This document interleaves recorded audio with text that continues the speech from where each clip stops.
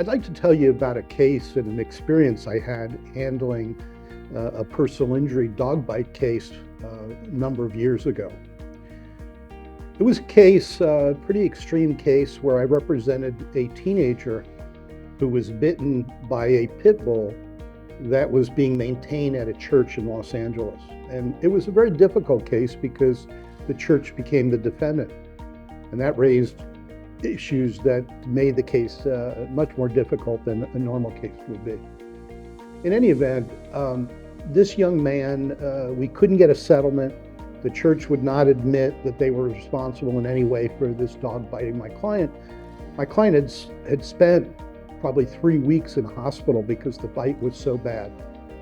In any event, we went to trial finally, and I had been wanting to settle the case for a certain amount. And the insurance company for the church simply would not agree to the settlement.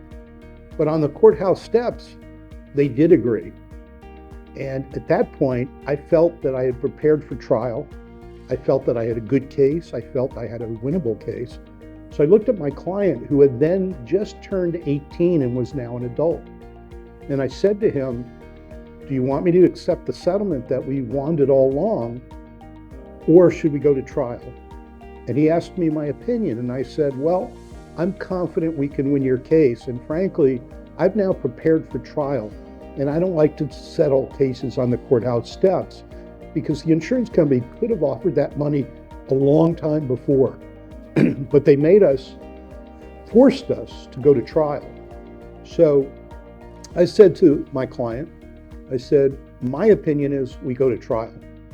And the client looked at me and he said, "I believe in you, I trust you, and therefore I'm going to agree with your decision." Now, in the meantime, the judge called me into her chambers, and she was very angry with me, and she said, "Mr. Williamson, you always wanted a certain sum of money, and the insurance company is now offering it to you.